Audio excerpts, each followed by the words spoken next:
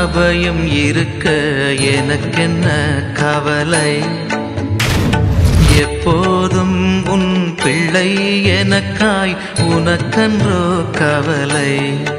அருள்நாத இயேசு கிறிஸ்துவுக்கு பிரியமான என் அன்பு உறவுகளே, நண்பர்களே, ஏதோ சிறப்பாக இந்த புதிய நாளிலே உங்களை சந்திப்பதிலே மிகுந்த மகிழ்ச்சி. இன்று சிறப்பாக பாஸ்கா காலத்தின் 39ஆம் நாள். ஏறக்குறைய 38 நாட்களை கடந்து 39வது நாட்டிலே அடியெடுத்து வைக்கிறோம். இந்த நாளுக்காக இறைவனுக்கு நன்றி கூறுவோம். சிறப்பாக உயிர்ப்பு காலத்திலே வாழ்ந்து கொண்டு இருக்கிறோம். 39வது நாளை தொடங்குகிறோம். இது எல்லாம் பெரிய ஆசீர்வாதத்தின் நாள்.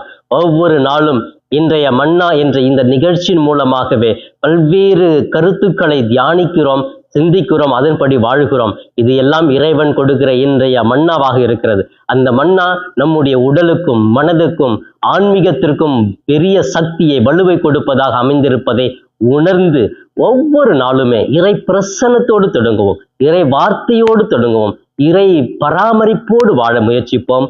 நமக்கு ஆசீர்வாதங்கள் நிறைய உண்டு.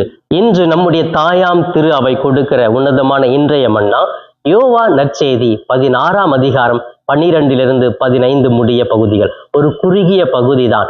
இந்த பகுதியிலே நேற்றைய தினம் நாம் பார்த்தோம், நான் பிரிந்து சொல்லுகிறேன், என்னுடைய பிரிவை நீங்கள் ஏற்றுக்கொள்ள வேண்டும் என்று சொன்னார், துணையாளரை அனுப்புவேன் என்று சொன்னார். அந்த துணையாளர் யார், என்ன பண்ணுவார் அப்படிங்கிற விஷயத்தை தான் சிறப்பாக இன்றைய மன்னாவிலே இன்று அழகாக இயேசு கிறிஸ்து முன்வைக்கிறார். அந்த துணையாளரை அனுப்புவேன், அவரே உங்களுக்கு உண்மையை வெளிப்படுத்துவார் அப்படின்னு சொல்றார். அந்த பகுதியை நான் படித்து காட்டுகிறேன். நான் உங்களிடம் சொல்ல வேண்டியவை இன்னும் பல உள்ளன, ஆனால் அவற்றை இப்போது உங்களால் தாங்க இயலாது. உண்மையை வெளிப்படுத்தும் தூய ஆவியார் வரும்போது அது முழு உண்மையை நோக்கி உங்களை வழிநடத்தும். அவர் தாமாக எதையும் பேச மாட்டார், தாம் கேட்பதையே பேசுவார். அன்புக்குரியவர்களே, இதோ இந்த பகுதியை படிக்கிறப்போ ஆண்டவர் சொல்றாரு, நான் நிறைய விஷயங்களை உங்களுக்கு சொல்ல வேண்டி இருக்கிறது, ஆனால் அதெல்லாம் சொன்னா நீங்க தாங்க மாட்டீங்க. ஏன்னா அவ்வளவு எதிர்ப்புகள் உங்களுடைய வாழ்க்கையில் வரப்போகிறது, அதையெல்லாம் சந்திக்க போகிறீர்கள். அதற்காகத்தான் என்னுடைய துணையாளரை அனுப்புகிறேன். அந்த துணையாளர் தூய ஆவியானவர் உண்மையை உங்களுக்கு வெளிப்படுத்துவார் என்று சொல்லுகிறார். உண்மையா, அது என்ன அப்படிங்கிற மாதிரி அந்த உண்மை என்ன அப்படின்னு சொன்னா, முதல் உண்மை, இயேசு வாழ்ந்தாரு, வாழ்ங்கிற போது நிறைய செஞ்சார் இல்லையா? நான் துன்பப்படுவேன், மரிப்பேன், உயிர்ப்பேன், அதெல்லாம் சொன்னாரு. அது சீடர்கள் நம்பல. அந்த உண்மையை எப்ப நம்புறாங்க? அவர் விண்ணகம் சென்று தூய ஆவியான் வந்த பிறகு இந்த உண்மையை உண்மை என்று நம்புகிறார்கள். இரண்டாவதாக, நம்முடைய வாழ்க்கையிலே எது எல்லாம் உண்மை என்று பிறர் நம் மீது திணிக்கிறார்கள், அது உண்மை அல்ல. அது எது உண்மை என்று தூய ஆவியானவர் தான் சொல்லுவார். நமக்கு எதெல்லாம் ஆதாயம் தருதோ அதுதான் உண்மை, நம்ம எதெல்லாம் செய்யறோமோ அதுதான் நீதி அப்படின்னு சொல்லிட்டு நிறைய மக்கள் தவறு செஞ்சுக்கிட்டே, இதுதான் நன்மை, நான் தலைவன் இல்லை, நான் முதல்வன் இல்லை, நான் பெரிய ஆள் இல்லை, நான் செய்யறதெல்லாம் சரிதான், நான் பேசுறதெல்லாம் சரிதான், அவங்க தான் தப்பா செய்யறாங்க, அவர்கள் தான் தவறு செய்யறாங்க, அவங்க தான் பாவம் செய்யறாங்க, மற்றவரை கை நீட்டி குறை சொல்லி கொண்டே இருக்கிறோம். ஆனா நம்மை பற்றி நான் எல்லாமே சரியா இருக்கிறேன். அப்ப நான் செய்யறது சரியா தப்பான்னு அந்த தூய ஆவியானவர் அவர் உங்களை பார்த்து உங்களுக்கு அந்த செய்தியை சொல்லுவார். எது உண்மை?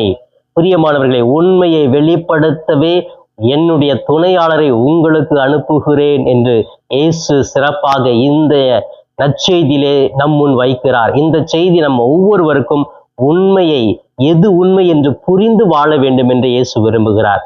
நாம் நிறைய நேரங்களிலே உண்மையை புரிந்து கொள்ளாமல், உண்மையை பின்பற்றாமல், உண்மையாக வாழாமல் இருக்கிறோம். எனவே உண்மையோடு வாழ்வது, உண்மையை அறிந்து கொள்வது, உண்மைக்காக நமது வாழ்க்கையை அர்ப்பணிப்பது தான் நம்முடைய கிறிஸ்தவ வாழ்வு, கத்தோலிக்க வாழ்வு என்பதை புரிந்து கொள்ள வேண்டும் என்று இயேசு கிறிஸ்து சிறப்பாக இன்றைய மன்னாவிலே இந்த பகுதியை சிறப்பாக நமக்கு கொடுத்திருக்கிறார். எனவே இந்த நல்ல நற்செய்தியை உள்வாங்குவோம், இன்னும் படிச்சு பார்ப்போம். இந்த துணையாளர் வருவார், அவர் உங்களை வழிநடத்துவார், உங்களுக்கு தேவையானதெல்லாம் கொடுப்பார். எது சரி எது தவறு என்பதை புரிந்து கொள்ளுவீர்கள், அந்த ஞானம் உங்களுக்கு கிடைக்கும். எனவே நான் போவதை நீங்கள் ஏற்றுக்கொள்ள வேண்டும். நான் போனால்தான் இந்த துணையாளர் உங்களுக்கு துணையாக வருவார். அந்த உண்மையை புரிந்து கொள்ளுவீர்கள், அந்த உண்மைக்கு சான்று பகர்வீர்கள். அந்த உண்மையை அறிந்தவர்களாக உறுதியோடு உயிர்ப்பு செய்தி, என்னுடைய வாழ்வின் செய்தியை மற்றவர்களுக்கு அறிவிப்பீர்கள் என்று தெளிவாக இயேசு கிறிஸ்து இன்றைய நாளிலே முன்வைக்கிறார். எனவே பிரியமானவர்களே, சிறப்பாக இந்த பகுதியை உள்வாங்குவோம்.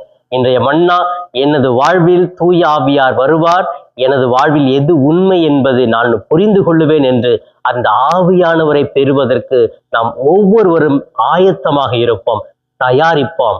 இதுதான் இந்த தூய ஆவியை பெறுவதற்கான தயாரிப்பு காலமாக எண்ணி நம்மை முழுமையாகவே தயாரிப்போம். அந்த தயாரிப்பினால் தூய ஆவியை பெற்றுக்கொள்வோம். இப்பொழுது கண்களை மூடி ஜெபிப்போமா? எங்களை நேசிக்கும் எங்கள் தாயும் தந்தையுமான இறைவா, உம்மை போற்றுகிறோம், வாழ்த்துகிறோம், ஆராதிக்கிறோம், நன்றி கூறுகிறோம். இதோ சிறப்பாக இன்றைய மன்னா என்ற இந்த நிகழ்ச்சியின் மூலமாக ஒரு அழகான செய்தி சொல்லியிருக்கிறேன். இதோ நான் சொல்லுவதை அனைத்தையும் உங்களால் தாங்க முடியாது என்று சொல்லுகிறேன். அந்த அளவுக்கு எங்களுடைய வாழ்க்கையில் பல்வேறு பிரச்சனைகள், குழப்பங்கள், எதிர்பார்ப்புகள், ஏமாற்றங்கள் வரலாம். அதையெல்லாம் எங்களால் தாங்க முடியாது என்று சொல்லியிருக்கிறேன். நன்றி இயேசுவே. ஆனால் நான் என்னுடைய துணையாளரை அனுப்புவேன், அவர் உங்களுக்கு உண்மையை வெளிப்படுத்துவார். உங்க வாழ்க்கையில் எது நடக்கிறது, எது நீங்க எப்படி பேச வேண்டும், எங்கு செல்ல வேண்டும், என்னென்ன செய்ய வேண்டும் என்று அந்த தூய ஆவியார் வழி நடத்துவார் என்று சிறப்பாக இந்த நற்செய்தியை எங்களுக்கு கொடுத்திருக்கிறீர்கள். நன்றி ஆண்டவரே. எப்படி நான் ஜெபிக்க வேண்டும், எதற்காக ஜெபிக்க வேண்டும், கற்று தாரும் ஆவியானவரே. வேத வசனம் புரிந்து கொண்டு விளக்கங்களை அறிந்திட வெளிச்சம் தாரும் ஆவியானவரே.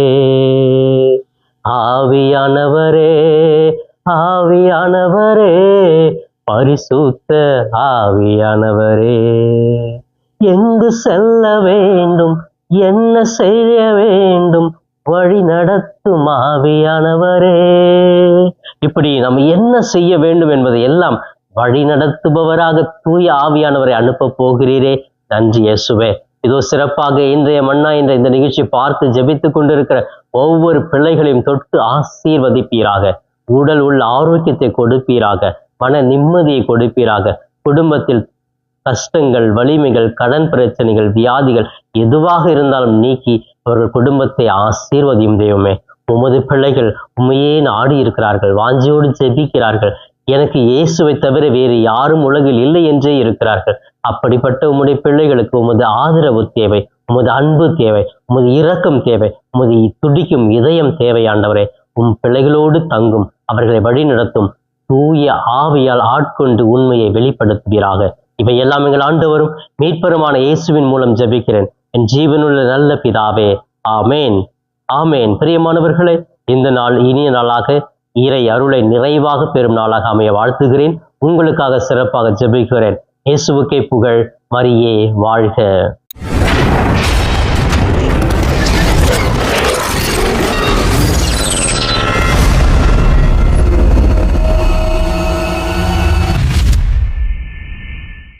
நண்பர்களே, இந்த காணொளியின் மூலமாக உங்களை சந்திப்பதில் மிகுந்த மகிழ்ச்சி. இந்த காணொளியை முழுமையாக பார்த்த உங்களை வாழ்த்துகிறேன். தொடர்ந்து ஃபாதர் தாஸ் கேப் யூடியூப் சேனலை பாருங்கள், ஜெபியுங்கள், இறைவன் மீது இருக்கிற நம்பிக்கையை ஆழப்படுத்துங்கள்.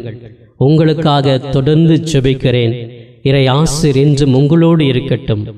இறைவனுடைய அமைதி உங்கள் உள்ளத்திலே குடிகொள்ளட்டும். உங்களுடைய குடும்பம் சமாதானத்தோடு வாழட்டும். நீங்கள் எடுக்கிற ஒவ்வொரு முயற்சிகளும் ஆசீர்வதிக்கப்பட நான் தொடர்ந்து ஜெபிக்கிறேன்.